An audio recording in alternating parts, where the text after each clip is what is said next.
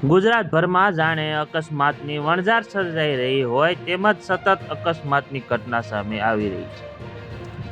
એવામાં બનાસકાંઠાથી એક ગંભીર અકસ્માતની ઘટના સામે આવી રહી છે। બનાસકાંઠા જિલ્લામાં દાંતા તાલુકામાં એસટી બસનો અકસ્માત સર્જાયો હતો, જેમાં 10 થી 12 લોકો ઘાયલ થયા હોવાની માહિતી મળી રહી છે।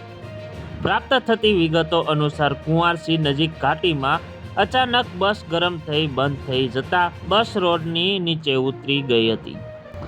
એસટી બસ ખેડ બ્રહ્મા ધાનેરા નજીક હતી, તે દરમિયાન દાંતા નજીક કુંવાસી ઘાટી અકસ્માત થયો હતો। અંબાજી દાંતાની 108 દ્વારા ઘાયલોને સારવાર હોસ્પિટલ ખાતે લાવવામાં આવ્યા હતા। બસના ડ્રાઈવરે જણાવ્યું હતું કે બસ બંધ થયા બાદ અમે નીચે ઉતરીને પથ્થર મૂકવા જતા બસ નીચે જતી રહી।